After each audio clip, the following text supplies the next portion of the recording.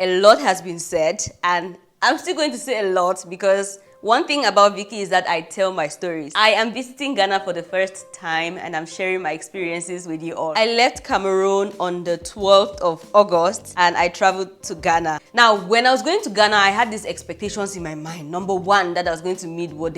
Number two, I knew that I was going to leave Ghana a 30-year-old. Number three, I knew that I was going to create like amazing memories and I was going to share those memories with you. To my greatest pleasure, I had like more than what I expected I was going to receive in Ghana. This video, what I'm trying to do is like give you a full structure of my entire trip. When I traveled to Ghana, I traveled with my friend Boo Thelma. So Thelma and I left Cameroon. We were super excited about the holidays. We got into Accra. If you've been watching my videos like from day one, I shared the kind of reception we got at the airport. That just made us to know that our trip was going to be a very, very blissful one. Now, we were picked from the airport by my other sister's friend and she lodged us for a couple of days. See, Frances' friend, he made things so easy for us. There was a ride available to take us to wherever we wanted to go to. That was just like one of the highlights of our trip. Mr. Steven is such a vibe. Me sharing this full structure is trying to give somebody who is traveling to Ghana for the first time a structure. You know, if you're coming to Ghana and you don't know what to do and you're hoping that YouTubers can tell you how to spend your time in Ghana, then this video is for you, okay? In the comment section, just ask me like any question you want to ask and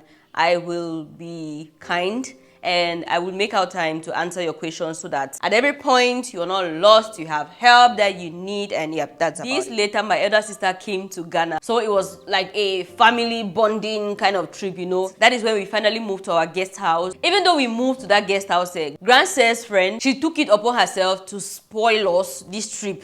Do you understand? Initially, in my mind, I calculated that, okay, I was going to make a month in Ghana and then travel back to Cameroon.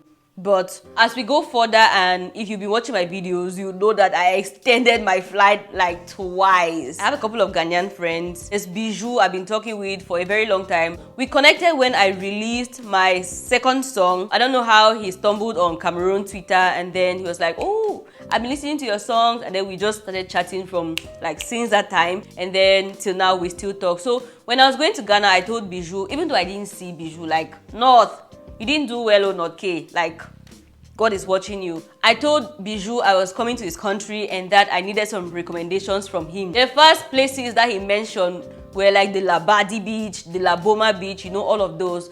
So when I was coming to Ghana, apart from my other plans that I had made, this Ghana beach life was on my head. Like, so many people said, visit the beach, the beach, the beach, the beach. On day one, we told the driver we wanted to visit a beach, but he took us to Sandbox bar or something. It's on the beach. It's this restaurant bar that is on the beach, or do they say by the beach?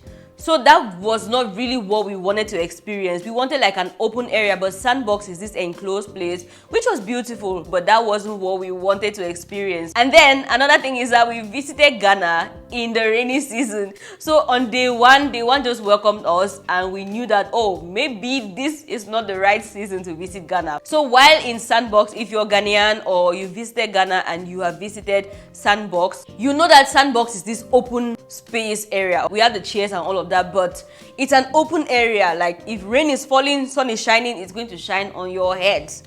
So the day we went there and we ordered for our drinks, as the drinks came, it started raining and we had to use umbrellas the rest of the time we had there, and we were like, okay, this is a good one. If you're visiting Sandbox, make sure you check like the meteo, the weather forecast, to make sure that that day is not going to rain. If not, you are going to get soaked. On day two, Mr. Steven said he was going to take us to a beach. And now, like I said, Mr. Steven is one of the highlights of my Ghana trip. Mr. Steven, there's this thing he used to say, which I don't know how true that is. But let me just say it. He used to say, Accra Google Map will lead you into the sea. As in, if you're following Accra Google Map will take you through the longest roads that have the highest traffic. I don't know how true that is. So one thing that I enjoyed about our trip with Mr. Steven is that he knew the shortcuts, he knew the fast roads to take, and he knew how to avoid like traffic. People talk about Accra traffic a lot. Like my entire trip in Ghana, I did not really experience traffic like that. So Mr. Steven just knew the cuts and the crevices to just go through and ourselves in places that we wanted to go to, avoiding all the traffic brouhaha. This feels like a dream because it's a while ago, but one of the first things that captivated me about Ghana is how orderly Ghanaian estates are. I remember Thelma and myself, we were driving across Accra like for the first days. We're like, oh my God, this place is so beautiful. The estates are well structured. Like, you see the buildings are minimalistic. They are very beautiful. Ghanaians plant a lot. Like, every house you turn to, you see like you see like a palm tree. You see flowers growing. It just makes the town to look so beautiful and neat. And that's one of the things that remarked me about Ghana. And when we were doing like a city tour, we passed through some estates, Trasacco estate. My God! It was just next level for me. West Africa is doing like amazing, is doing wonderful for themselves, and I love that for West Africa. Oh God. God of Central Africa, help us. Eish. Another thing about my trip is that when I got to Ghana, and I feel like it created like a reputation for me, which is not true. Yeah. And this is the fact that in my mind, I said I was going to try out all Ghanaian foods. That's why you see in most of my videos, I'm either eating something or showing you something people eat or talking about something that people eat. Yeah. Like that. But it doesn't mean that whatever. So when I was coming to Ghana, I said every day I want to try out the Ghanaian meal. And I tried. Even though there's one particular one that I ate. And as I ate that food, I was like, everywhere I go to, I have to eat this food, and that's Ghanaian jollof. Like when I tasted Ghanaian jollof, I just fell in love with it, and I was like, I need me Ghanaian jollof like everywhere I go to. Now, some of these Ghanaian foods that I came across, I was like, how did, like the initial creators, how did you think that you could, mosquito, are you serious? Think that they could burst a hole in a pot? Or let me talk about wasa. When the rest of Africa is boiling the yam and eating, or Nigerians, they boil the yam pound. Cameroon, we boil the yam and we eat with vegetable. How did you think that you could dry your own, mix with water and create wasa? Like the meals in Ghana, they're just super creative, and I was just wondering how the people got to the place of creating those meals. Contomere stew just sounds like some official one office conglomerate. Like, it's one of my cultural shocks how creative they are with meals. Like I said, all the videos, like my entire trip, I'm just going to link the playlist somewhere so that you check it out. One thing about my trip is that I put my trip out according to how I lived it. Okay, so it's just going to be easy for you to follow how I went, the directions that I took, how much I spent. No, did I share how much I spent? No, I did not. From Accra, we visited Aburi, we visited Akosombo. And you visit like Aburi, Akosombo, the weather there is just different from Accra. It's more cold. Like in one of my videos, I said it reminded me of northwest region of Cameroon. It's cold, it's fresh, it's like a different vibe. There are some really beautiful resorts in Akosombo. We visited like in one day, it was a rainy day. Watch that video. I said when we left Accra, it was raining. We were hoping that the rain will cease when we got to the resort. And nothing stopped us. Nothing stopped us because we did not travel from Cameroon to come to Ghana and to sleep. Every day had a purpose written to it, and we explored all of that. When we went to Akosombo, we visited the Peninsula Resort, a very beautiful place. Now, you know, like the Hollywood sign, the Hollywood symbol on the hill, is it like Beverly Hills? What do I know about this? Only from movies. I'm talking like somebody that has traveled to the US. There's this hill written on it, Hollywood. So Akosombo has a hill like that, and they've carved out Akosombo. I was like, It was beautiful to see. It was beautiful to see the Akosombo Dam, the Akosombo Bridge. We were coming back to Accra that evening. We visited the Royal Senchi Spa and Lodge. Am I killing the name? Yeah, something like that. The Royal Century. Also another very, very beautiful resort if you're in Ghana and you're looking for a resort to spend time and just unwind. Yes, like we have the Royal Century and we have the Peninsula Resort. Now, Peninsula Resort is beautiful, but they wrote to go there. Worst case is if it is raining, like in our case, like it wasn't the best. So the road, it's far. When we came back to Accra, like in a couple of days, we traveled to Cape Coast. And our Cape Coast trip for me was very exciting because we were traveling to Cape Coast to celebrate my birthday. As you all know, or no, you don't know, if this is your first time that you're coming to this channel, I left Cameroon a 29-year-old, and when we got to Cape Coast, I become a 30-year-old. My sisters went all out to make sure I had an amazing day. So Cape Coast, there was Thelma Boo Boo, there was Minette and Grandse. Oh, and Mr. Steven. Yes, Mr. Steven drove us to Cape Coast. Like I said, made the work super easy for us. We were not worried about transportation and all of that. Cape Coast is like the headquarters of the slave trade administration in Ghana when the slave trade was still functional. It has these towers. We have the Elmina Castle and we have the Cape Coast Castle, which were storerooms for the transatlantic slave trade. Okay, so we had time to visit those areas. We had time to visit the market. We had time to visit the Cape Coast University. And this is another cultural shock. Do I call it a cultural shock? This is just something that filled me with so much awe. It's the energy the Ghanaian administration uses to put in the school structures. While in Accra, we visited the University of Ghana. In Cape Coast, we visited the University of Cape Coast. Chale, I won't call it a cultural shock. I would say it's just something that I was awed about, and it's how the Ghanaian administration puts like power in creating amazing school facilities. We visited the University of Ghana and then visited the University of Cape Coast, Chale. You enter university, you see traffic lights, you see buildings.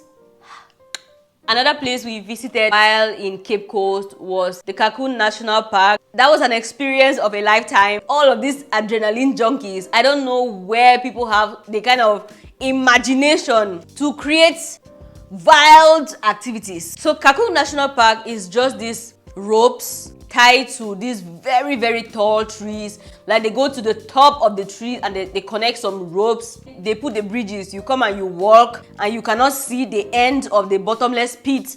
It's supposed to be a refreshing experience. So while we were going to Cameroon, I remember Mr. Steven. He was the only man among us doing his going, I'm going to protect all of you and all of that. He was giving us mouths. When we got to the place, I think Mr. Steven just looked down and he could not see the end. It's when we finished crossing the bridges that we realized that Mr. Steven ran. When you go to Cameroon National Park, it's like, was it like 6 or 7 bridges that you cross? The first bridge is not very, very high. They call it the Decision Bridge. So when you cross the Decision Bridge, there's a road that takes you back to safe ground. And then there is another bridge that if you walk on that bridge, there is no stopping for you. You have to continue up to the end. So Mr. Steven, when he took the decision-making bridge, he was like, oh my God, I cannot breathe. I need to go to ground. I didn't know I was in front. It was fun, scary, fun that, oh my God, I'm doing this. And then scary because every step you took, those bridges, they make like some crackling sounds. You hear shuku, shuku, shuku, krik, kukuku. And then when many people are on the bridge, like the bridge really goes down and you feel like all of you are going to drop. So it was just this high and low for my chest. That I really don't want my child to be experiencing that kind of thing. And then there was one child, one little Ajabota child. Ajabota child is the child of a rich parent.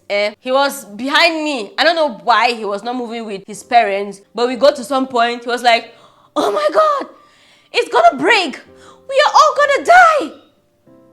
In an American accent. I was like, my friend, can you just stay there and wait for your parents? Because me, I don't need this kind of what do we call it? I don't need this kind of vibe as I'm going through this valley of the shadow of death. In Cape Coast, we visited Lemon Beach Resort. Beautiful place. And then our guest house was also very beautiful. A very nice seaside view. A very big house with lots of games.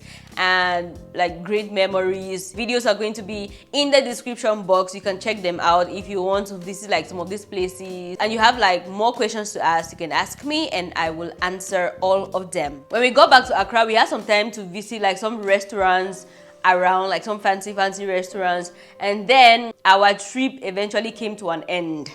I'm telling you, our trip came to an end. Everything we planned came to an end. Everybody was traveling back to the place where they came from. And I sat one day after visiting Jamestown. I think Fred made me do it. Fred made me do it seriously. So I visited Jamestown and it was vibes on vibes. And I'm like, oh my God, I've been seeing just the bougie places, the cute places in Accra, Ghana. I have not experienced like the real lifestyle of Ghanaian people, and I'm traveling back. I think I've done a trip. For me, when I travel, I get more fulfilled when I experience like the real lifestyle of the people in that area, okay, and not just the resorts and fancy restaurants and all of that. So after my trip in Jamestown, I spoke with Fred. Fred is a content creator right here on YouTube. Fred is a cinematographer and I think he's very brilliant. He also did like most of my drone shots from, when did I ask him? Most of my drone shots from Kumasi to Tamale. Okay, so check Fred out and book him. If you're coming to Ghana and you need somebody to take you around, book Fred. He's going to take you around. And if you want to get like drone shots or just like good images about Ghana or on Ghana, during Ghana, hey baby, then Fred is your guy, okay? Ask me about Fred and I'll give his details. Alright, sharing my time in Ghana with Fred and I was telling him, guy, I'm traveling back to Cameroon. Oh, I have spent a month. I have spent this month. I am super excited. I have done this. And Fred was like, bro, only done Aburi, Akosombo, Accra, Cape Coast, and you're going. And in your mind, you think that you've experienced Ghana. I said, no, you've not experienced Ghana. So if I were you, bro, I will extend my flight. When I came back, I was like, what is all of this stress that Fred wants to give me? You want me to extend my trip? Do you know that this time that I spent, it was planned for, well calculated. Now you want me to extend my flight because you're telling me that I have not experienced Ghana as much as I was supposed to experience Ghana. So I really don't like this thing. But when I slept over it, I was like, Fred is right. You know what? I am pushing my flight. This was the day before my flight to Cameroon. Just went to Air Cote d'Ivoire and I was like, hello, Air Cote d'Ivoire, this girl doesn't want to go back to Cameroon, so can you extend my flight? That was done, and the very next day, instead of me flying back to Cameroon, I traveled to Kumasi. I shared a video on my channel here. The title of the video is 100 hours in Kumasi. Okay. So, like I said, I'm going to link it. I won't share everything that happened because it's just going to be like a repetition. I don't want to do that kind of thing, okay? Yeah, even though I tell my stories, but let's not make it monotonous. I shared in that video that my trip to Kumasi, it had lots of mixed feelings because I didn't plan for it. I didn't know anybody. Oof. Prior to my Kumasi trip, I met with Ghanian YouTuber Lori Lawson and she told me about her time in Kumasi just generally. She told me about a place she lodged at. When I made up my mind that I was going to travel to Kumasi, I reached out to Lori and she gave me the details of this place where she stayed. It was a hostel. Hostel meaning it's a shared space. Like we have bunk beds in a room with 6 other people. You don't know who they are. You don't know who their village people are. You don't know where they are coming from. So when I was going there, I did not know what to expect. It was the first time for me. In Cameroon, we don't have that kind of system. I didn't know I was going to have an amazing time in that place. But at the end of the day, I had like a beautiful time. I made 2 friends.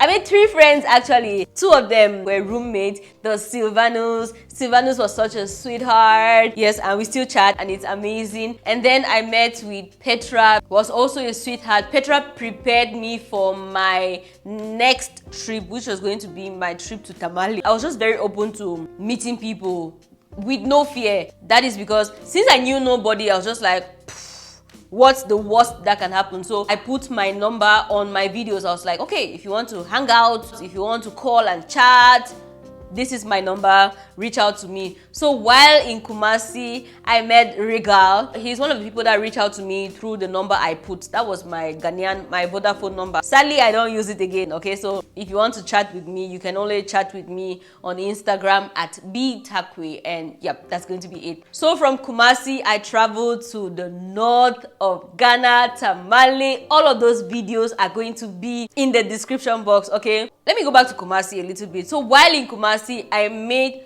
2 other friends. One of them, Stephen, I met Stephen at the Manchia Palace during the Kwesi festival of King Otumfo Osei Tutu. I'm proud of myself that I remember the name, and I really like the name. Otumfo Osei Tutu, like he's one of the richest kings in Ghana. I made a friend there, Apia Stephen. I made another friend when I visited KJTI Dubai. I met Nana. I thought Nana was very, very handsome. Like he was a very, very cute guy, and he helped me around Ghana. Yeah, that's it for the friends that I made in Kumasi. Then I traveled to Northern Ghana, Tamale. My experience in Northern Ghana, Tamale was out of this world. The people in Northern Ghana are super receptive, very loving, very kind. I had a wonderful time in Northern Ghana. That just made my trip to be super, super memorable. While in Northern Ghana, I made friends, okay? I made friends. There's Shikurat. I still talk with Shikurat up to now. Shikurat is this TikTok star. Like, she's a Gen Z, very hot and bubbly. I love her. I won't really go deep into these trips because I've already shared videos talking about my experiences going to these places, okay? In Tamale, I met Mr. Abdullah, a tour guide. I came across his number on This Girl Travels. That's the name, This Girl Travels, on her YouTube channel. In Tamale, I also met Najad. Najad is a friend of Fred Daye. He hooked us up together, and Najad was the sweetest, taking me around some places in Tamale, and she also did like henna tattoo for me. Henna is a northern culture thing. If you're visiting Northern Ghana, Tamale, or if you come into the country through the international airport of Tamale, and maybe you want to just experience Tamale, you want to get a vibe of Tamale, ask me questions, I'm going to help you. If you want like beautiful henna tattoo, ask me for Najad's number in the comment section and I am going to give you. I spent, was it 5 days in Tamale, traveled to Kumasi. From Kumasi, I traveled to Volta Region where I spent the next 2 or 3 days? Was it like 3 days? Hey, how am I forgetting these details? I traveled from the Volta region to Accra, and the very next day, I flew from Accra to Cote d'Ivoire. Alright, I know that if you watch my previous video, you will see that when I got to Accra, I had like 3 nights to spend in Accra. But no, those are just videos, like those are my untold stories that, like I said, no story gets wasted. Every story I create costs me money, okay? So I'm telling my stories whether it's chronological or not. But like I said, most of the videos prior to that, most of the videos I posted, they were chronological according to how I spent my time in Ghana. Finally, I can delete all the footage I've been keeping because like they're taking like so much space from my devices, and I did not want to delete images and then go back and start crying like, oh, I lost all of these images. Why don't I even save them in my drive?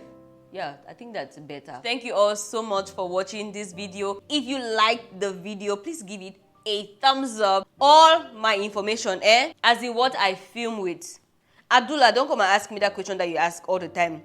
Abdullah does something, he comes to my channel under every video and he will ask me, what do you shoot with? What camera do you shoot with? And I reply, and the next video he's going to come again to ask me, Abdullah, don't do that again, okay? All my filming equipment, my filming setup is in my description box. Read that, all right? And yeah, I don't jake Abdullah, yeah, because Abdullah, you're doing something that I don't like. I haven't shared my cultural shock. I must share my cultural shock.